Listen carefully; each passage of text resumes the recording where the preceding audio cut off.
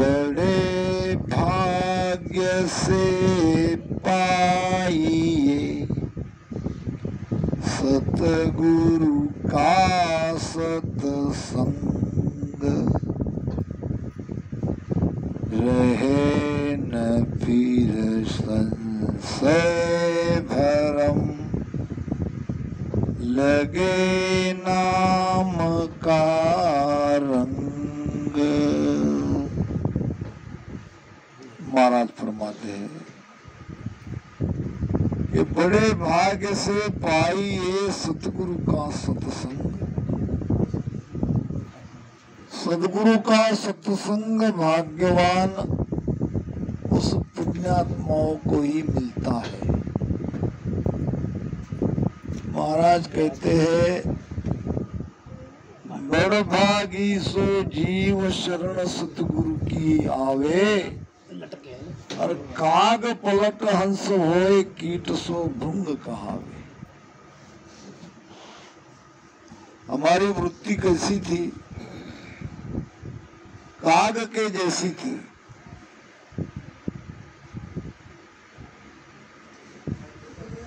यही जीव जब सत्संग में सदगुरु के शरण में आ जाता है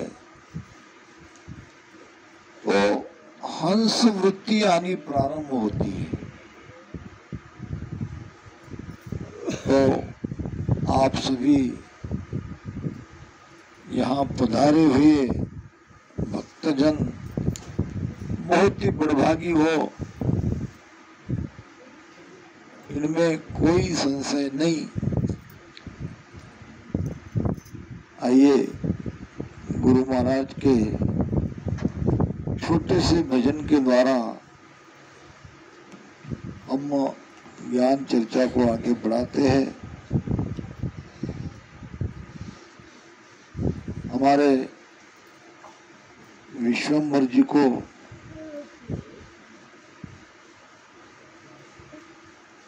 हमारे इस पूरे परिवार को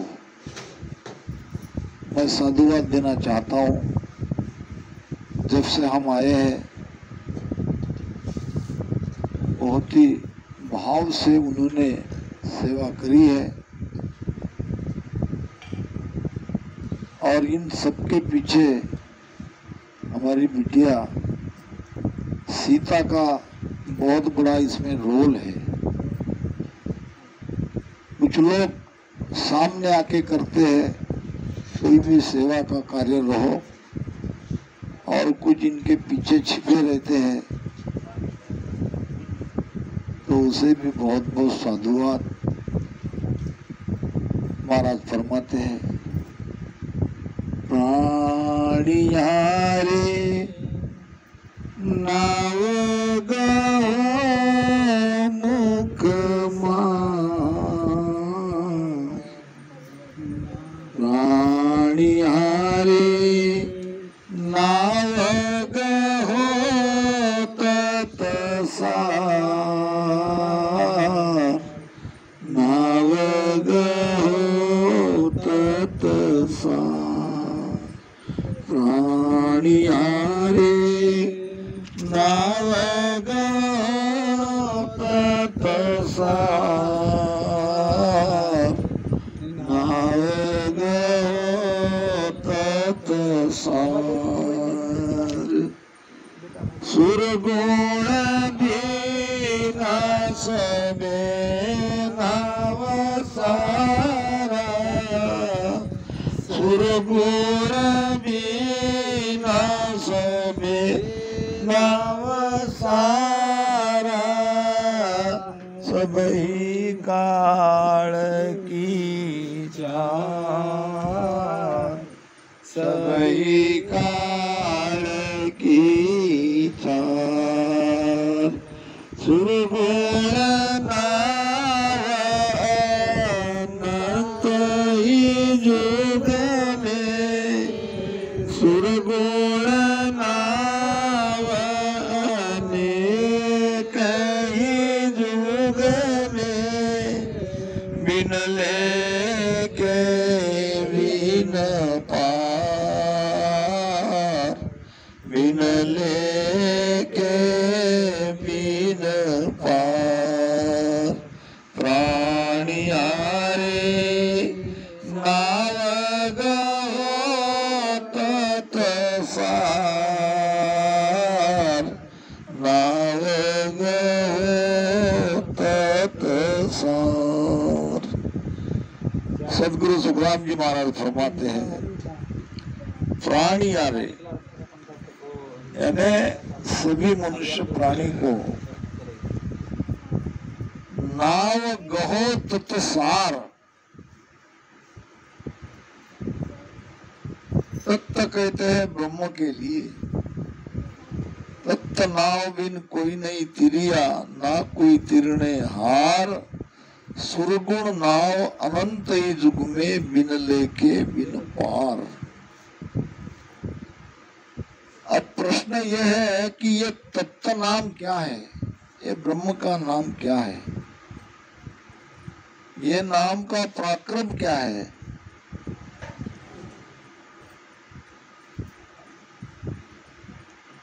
तो ये जो गुरुमुख से हमें राम नाम दिया जाता है ये क्या है। क्योंकि महाराज फरमा रहे हैं कि सुरगुण नाव अनेक ही जुग में बिन लेके बिन पार। सगुण नाम जो जीभ से मुख से जिसका उच्चारण होता है, जिसको हम बोल सकते हैं,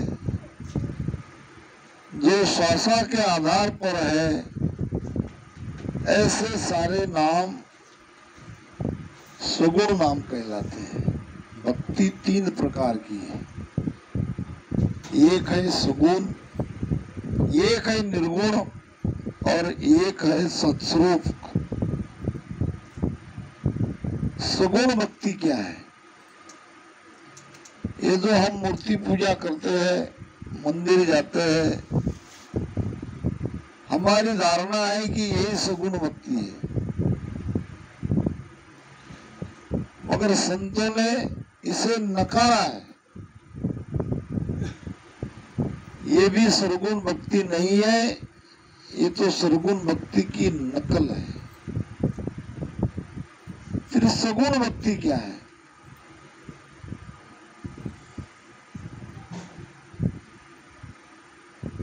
महाराज कहते हैं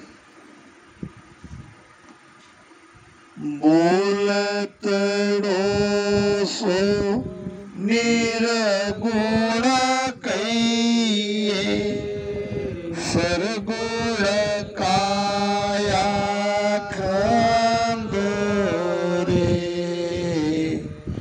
बोलत सो निर्गुण कहिए सरगुण काया खंदोरे। सरगुण निर्गुण ये सच प्राणी और सकल ब्रह्म बंधो रे। सरगुण निर्गुण ये सच प्राणी और सकल ब्रह्म बंधो रे। राम और सकल ब्रह्म बंधो रे। सतगुरु चरण बंधो मेरे प्राणी। सतगुरु चरण बंधो रे। वे तो को सत ज्ञान बताए कछु राखे छंदो रे। राम कछु राखे छंदो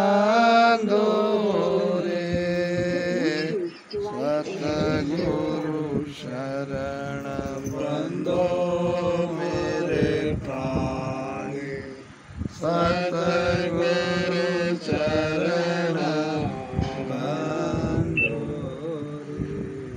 देखो सतगुरु सुखराम जी महाराज सगुण और निर्गुण दोनों भक्ति का निर्णय कर रहे हैं।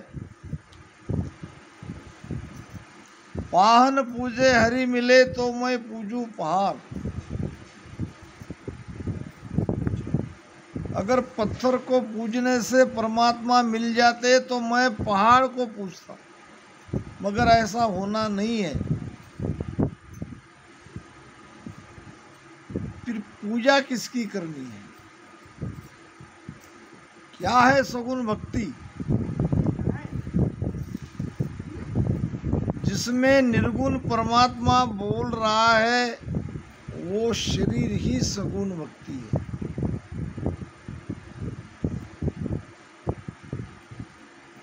हमारे लिए ऐसे सत्ताधारी महापुरुष ही परमात्मा है। परम तत्व का जाने भेवा सो साधु है जग में देवा। भगवान कहाँ है? भगवान तो वैसे सबके भीतर में बैठा है। सब घट मेरा साइया खाली घट न होए, और बलिहारी ता घट की जागट प्रगट होए। परमात्मा तो सबके घर में घट में बैठा है, मगर महिमा उसी की होती है जिन्होंने अपने घट में परमात्मा को पाया, उसका दीदार किया। और ऐसे सत्ताधारी संत ही हमारे लिए भगवान है।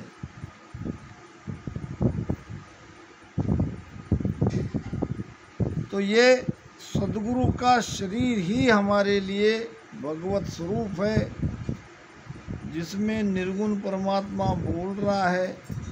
उसी की पूजा करनी चाहिए जो हमें आशीर्वाद देगा।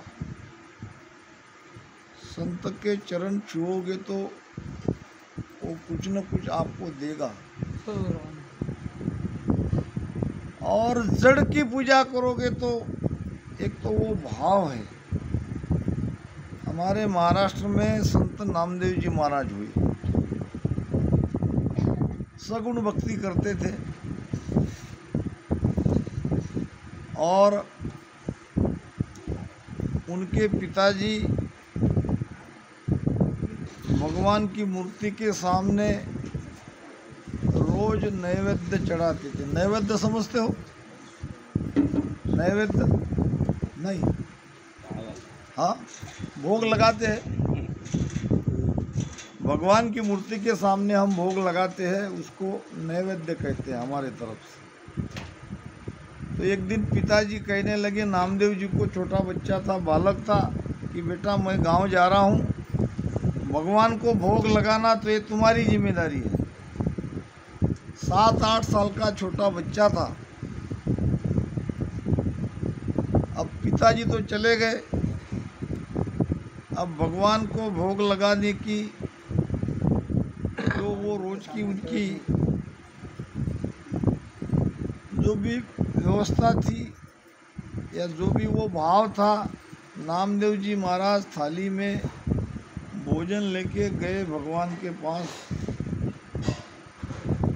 अब इसे क्या मालूम कि भगवान को भोजन चढ़ाया जाता है और फिर वो खाते नहीं खाते, इसको पता नहीं। अब रख दी थाली और परमात्मा को प्रार्थना करने लगे, प्रसाद ग्रहण करो। बहुत देर रुके, कोई कैसे, कोई भगवान की मूर्ति थोड़ी प्रसाद खाएगी। बहुत देर होने के बाद भी कोई परिवर्तन नहीं हुआ तो वो रोने लगा। रोने से भी काम नहीं चला तो फिर भगवान को कहा कि जब तक तुम प्रसाद नहीं खाओगे, ग्रहण नहीं करोगे, मैं मेरा माता यहाँ पीट पीट के मर जाऊंगा। तुम रोज मेरे पिताजी के हाथ से ये भोजन प्रसाद ग्रहण करते हो, आज मैं आया हूँ। तो तो कहते हैं कि साक्षात प्रभु परमात्मा साकार रूप में आए और नामदेव जी का प्रसाद ग्रहण किया। क्या इस पे ये नहीं सिद्ध होता कि परमात्मा पत्थर की मूर्ति में है? परमात्मा तो है भाव में। नामदेव जी का भाव था और भाव के कारण परमात्मा को आना पड़ा। बाद में संत नामदेव जी महाराज उत्तर भारत में आए, निर्गुण भक्ति के उपासना करी और केवली संत कहलाए। तो महाराज कहते हैं कि सगुण भक्ति को ही छोड़ो और सगुण नाम को ही छोड़ो, फिर क्या करो? राणियारे नावग हो तत्साय, नावग हो तत्साय। कोई भक्ति निष्फल नहीं है। अगर आपको संसार में रहना है, जगत का ही सुख चाहिए, तो आप सगुण भक्ति में लगो। सरगुण निर्गुण बीच में ए अर्था मद थाय, सरगुण सुख सुखराम कहे निर्गुण जन्म मिटाए। सगुण भक्ति आपको सुख देगी, कोई बुरा नहीं है। माया का सुख इन भक्तियों के माध्यम से हमें मिल सकता है, मगर हमारा आना जाना नहीं मिटेगा। बार बार जो गर्भ का ताप हम सहते आए हैं वो नहीं मिटेगा। भक्ति कोई भी बुरी नहीं है, न महाराज ने किसी भक्ति की निंदा करी है। निर्णय बताया है, सत्य बताया है।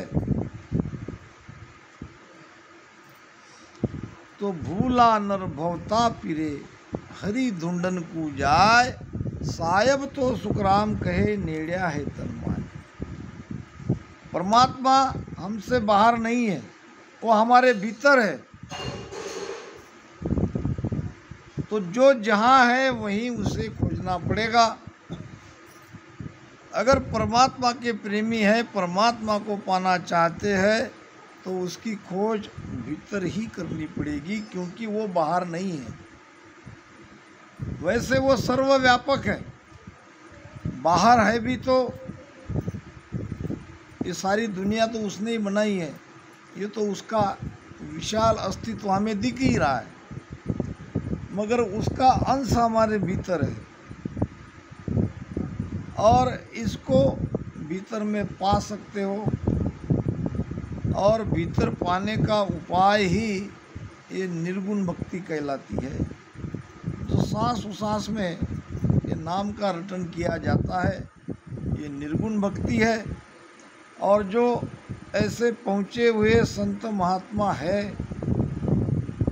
उनकी पूजा करते हैं, उनकी सेवा करते हैं, और यही हमारी वास्तव में सगुण भक्ति है। दोनों भक्ति का अंतर महाराज बता रहे हैं। सरगुण सेवा गुरा जी की महिमा, संत महापुरुष की महिमा हम कर रहे हैं, यही सगुण भक्ति है। सरगुण सेवा गुरा जी की महिमा, ब्रह्म शब्द मन सांदोरे, मन को ब्रह्म के शब्द के साथ जोड़ो, मन को भीतर लगाओ, और के सुखराम भगत या साची काया खोजा हरि लादो रे। इस काया में आपको खोजना पड़ेगा। जिन जिन संतों ने भजन सुमिरन किया, उन्होंने परमात्मा को भीतर ही पाया। तो इसके पहले सदगुरु के शरण में जाना पड़ता है। सदगुरु करते क्या है? तो सदगुरु हमें शरण में लेके उसे ये राम नाम का सुमिरन का भेद बताते हैं। आप कहोगे फिर ये राम नाम सुमिरन जो भेद बताते हैं, ये राम नाम तो बेकरी वाणी को रटने के लिए कहते हैं, क्या ये सगुन नहीं है? सरगुन जरूर है। रटत रटत सुखराम कहे, रटन करते करते वो निर्गुण नाम की प्राप्ति आपको होगी। दूसरा कोई उपाय नहीं है। कहते हैं कि काशी नरेश अयोध्या आ रहे थे, भगवान राम की सभा में हाजिर रहने के लिए कई राजाओं को निमंत्रण भेजा गया, तो काशी नरेश को भी भेजा।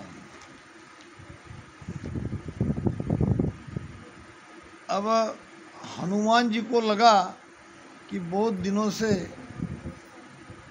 अपने स्वामी की सेवा करते करते काफ़ी बरस हो गए,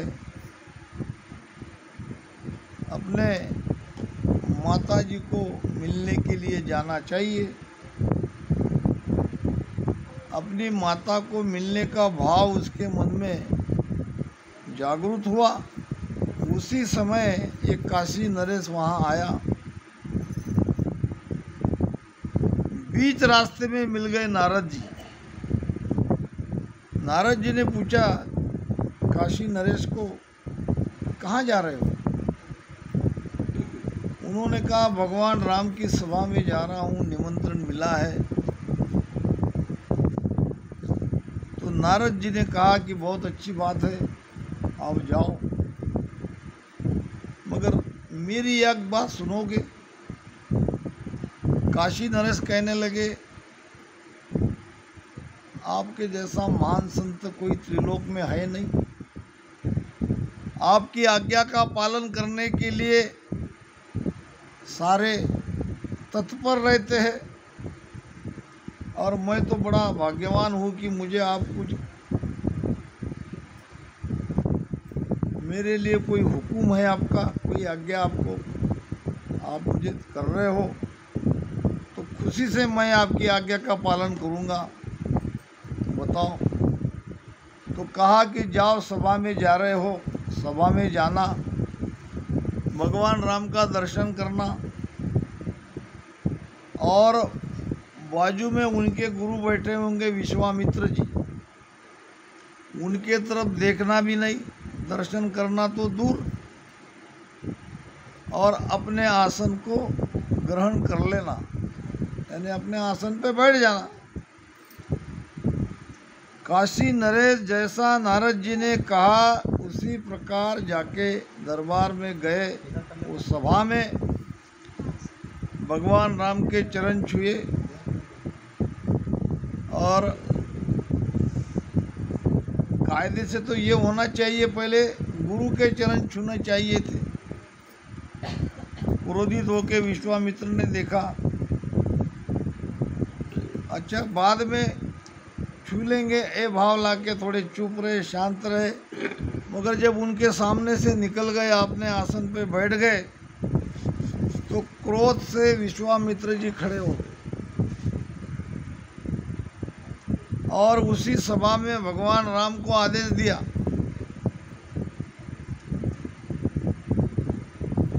कि इस राजा ने मेरा अपमान करने का दुस्साहस किया है, इसको आज के आज दंडित करो और मुझे वचन दो।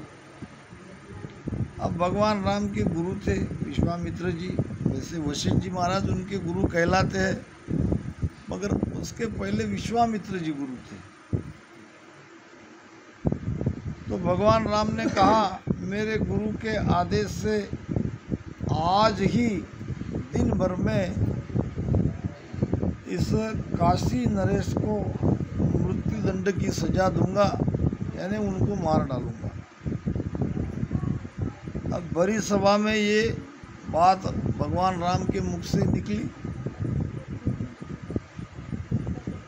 काशी नरेश अंदर से बहुत डर गया।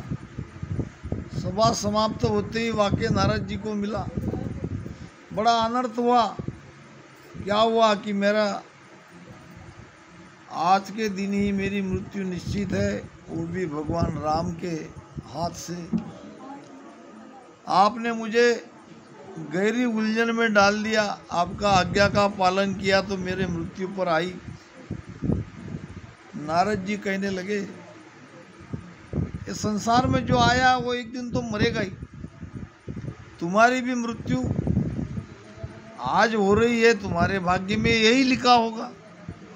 और जिसकी मृत्यु भगवान राम के हाथ से है, उससे बड़ा कोई भाग्यवान हो सकता है? नहीं, कुछ करो, मैं मरना नहीं चाहता, कोई उपाय बताओ। तो कहा, हनुमान जी की माता, उनके पैर पकड़ो और उनसे वचन लो, वो एक बार नहीं 3 बार, तो ही तुम्हारी जान बच सकती है। अब माता अंजलि ना, क्या ना, अंजलि, हाँ, गए वहाँ पे। राजा नरेश पैर पकड़ लिया। माता कहने लगी, उठो उठो, कौन हो? बाद में कहूँगा मैं, मुझे वचन दो कि कोई बहुत बड़ा ताकतवर व्यक्ति मेरी जान लेना चाहता है और मुझे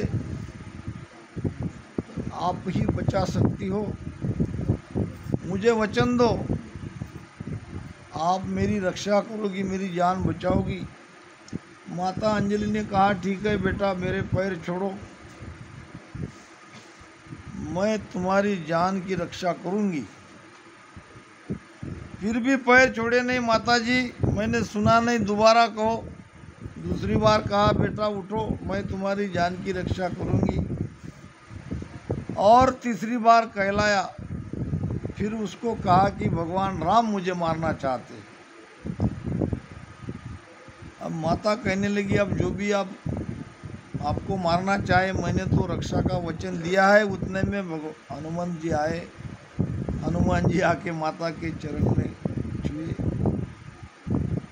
चरण छू के आशीर्वाद दिया। कहा, बेटा, मैंने इन राजा को वचन दिया है और इन्हें कोई मारना चाहता है, नाम नहीं बताया, आपको उसकी रक्षा करनी है। हनुमान जी ने कहा, माते, अगर आप आज्ञा देती हो, आपने वचन दिया है, तो त्रिलोक में किसी की हिम्मत नहीं है, किसी की ताकत नहीं है जो इसकी जान ले ले। मैं मेरे भगवान की सौगंध खा के कहता हूँ। मगर ये तो बताओ, इसे मारना कौन चाहता है और क्यों चाहता है? तब बताया गया कि भगवान राम इसे मारना चाहते हैं। अब तो वचन की बात हो गई, रक्षा का वचन दिया गया। अब जो भी हो, बड़े असमंजस में हनुमान जी पड़ गए। एक तरफ तो उनके स्वयं के स्वामी थे, स्वयं के मालिक से ही रक्षा करनी थी। अब जो भी हो, वचन तो दिया गया। और फिर कहा कि चलो मेरे साथ रहो। भगवान राम ने उन्हें मारने के लिए 3 बाण अलग रखे थे और वो ढूंढ रहे थे। जब सामने काशी नरेश आए तो उनको पीछे किया, हनुमान जी सामने खड़े हो गए। भगवान ने कहा, तुम क्यों इसकी रक्षा कर रहे हो? फिर हनुमान जी ने कहा, हे प्रभु, मुझे ये बताओ, आप इसे मारना क्यों चाहते हो? इससे क्या अपराध हुआ? तो कहने लगा, वो सारा किस्सा सुनाया। मैंने मेरी गुरु की सौगंध खाई है कि आज दिन ढलने तक इनको मैं मार डालूंगा। तो हनुमान जी कहने लगे, मैंने भी मेरे गुरु की सौगंध खाई है, मेरे प्रभु की सौगंध खाई है कि आज मैं इसकी रक्षा करूंगा। अब देखते हैं तुम्हारा गुरु बड़ा है कि मेरा गुरु बड़ा है। अब उसको कहने लगे कि राजन, तुम राम राम लो, ये राम राम ही तुम्हारी रक्षा करने वाला है। अब उनको नाम का रटन करने लगा है और सामने बजरंगबली हनुमान जी खड़े हो गए। अब क्या अंदर से उनका राम राम चल रहा है। वो जब हम फोटो देखते हैं कि नहीं, वो और हाँ, वो सब निरंकार की ध्वनि है अंदर, वो प्रतीक रूप में बताया है। मगर हनुमान जी राम राम करते थे, माता सीता राम राम करती थी, लक्ष्मण जी राम राम करते थे। ये सूक्ष्म वेद का ज्ञान उनके पास था। अब राजा भी राम राम कर रहे हैं, ये भी राम राम कर रहे हैं। राम राम करने वाले को कोई मार सकता है? अंततः भगवान राम कहने लगे, भक्तों का उद्धार करना मेरा कर्तव्य है, भक्तों को मैं कैसे मार सकता हूँ। कहने का मतलब